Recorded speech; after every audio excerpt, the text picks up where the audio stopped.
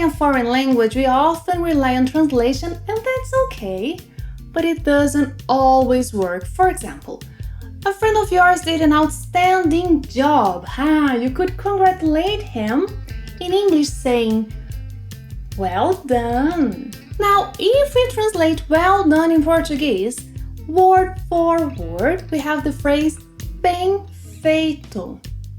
But if you say bem feito to your Brazilian friend, that means something completely different. No, stay until the end of the lesson to know what that expression means, and also learn some other expressions commonly used by Brazilians that shouldn't be translated word for word.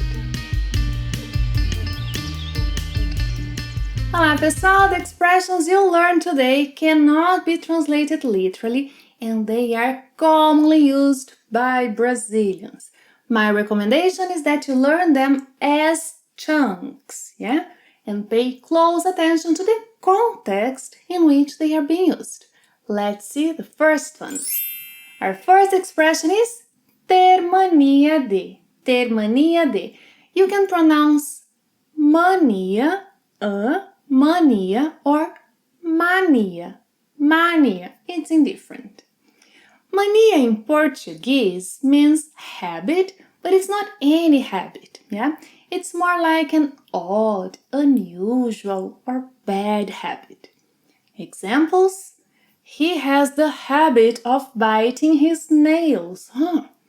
Ele tem mania de roer as unhas. Ele tem mania de roer as unhas. By the way, the words hábito and costume also fit in this sentence, but they don't convey the idea of that, biting his nails, being such a bad behavior. Ele tem mania de roer as unhas. She has the habit of not turning off the light. Ela tem mania de não apagar a luz. Ela tem mania de não apagar a luz. Bia, você tem mania de reparar em tudo. What? She just told me I have the habit of nitpicking everything. Bia, você tem mania de reparar em tudo. Of course I do. You always leave the light on. Você tem alguma mania? Você tem alguma mania? Me engana que eu gosto. This is a good one. Me engana que eu gosto. Me engana, linking. Me engana que eu. Me engana que eu gosto. I told you in the introduction not to translate today's phrases word for word, because if you do, you may feel shocked with the result you'll get here. Literally, me engana que eu gosto means deceive me because I like it. But of course, it's being used in an ironic way, as in, I was born at night but not last night. Or, come on, I wasn't born yesterday. Right? Well, let's see a few examples. I need someone to take care of my dog while I'm away. Preciso de alguém para cuidar do meu cachorro enquanto eu estiver fora.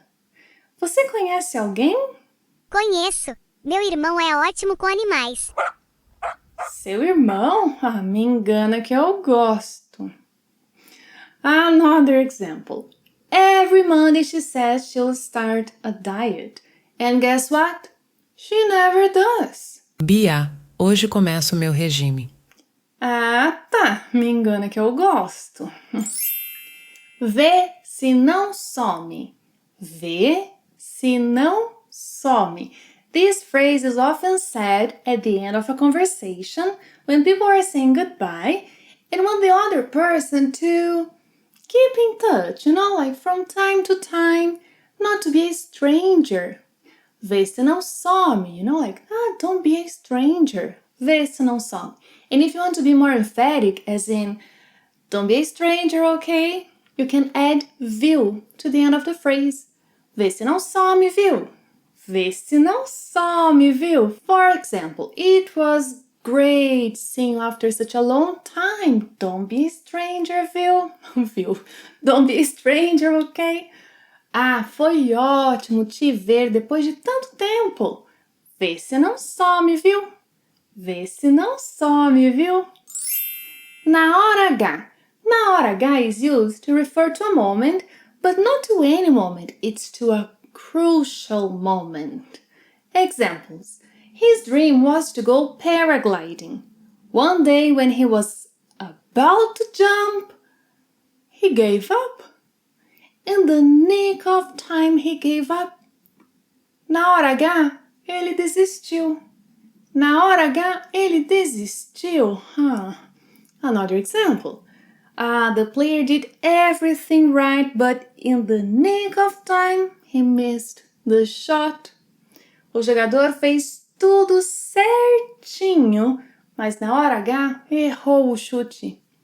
O jogador fez tudo certinho, mas na hora H errou o chute.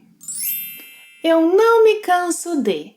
We use eu não me canso de something when we can't get enough of that thing. As in, I love listening to Brazilian music. I can't get enough of listening to Brazilian music. Eu não me canso de ouvir música brasileira. Eu não me canso de ouvir música brasileira. Ele não se cansa de ouvir música brasileira. Yeah, so when using this phrase, don't forget that the pronoun must agree with the subject and the verb should be conjugated accordingly. Eu não me canso de ouvir música brasileira. Ele não se cansa de ouvir música brasileira. Eles não se cansam de ouvir música brasileira. Other examples. Ele não se cansa de jogar videogame. Ele não se cansa de jogar videogame. O cachorro não se cansa de brincar. O cachorro não se cansa de brincar.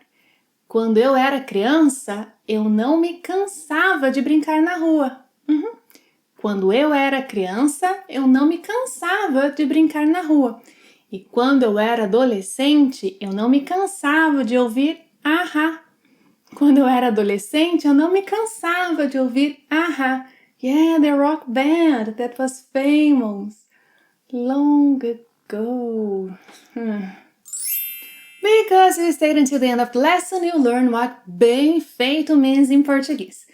We say bem feito when something unpleasant happens to someone and you mean that it was their own fault. Yes, you show no sympathy for them. For example, I told him not to cheat on the test.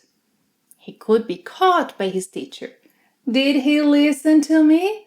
No. What happened? He was caught by his teacher. Now he's crying because she'll call his parents. Bem feito. Well, it serves him right. Bem feito. Sua professora vai ligar para os seus pais? Vai. Bem feito. E provavelmente vou ficar de castigo. Bem feito. You shouldn't have cheated on the test. Bem feito. What did you learn in today's lesson? And if you want to stop making mistakes because sometimes you translate every little thing that you hear in Portuguese, I recommend you watch that lesson and tell me later what you learned from it. Thanks for watching another lesson. See you next time. Até a próxima. Tchau!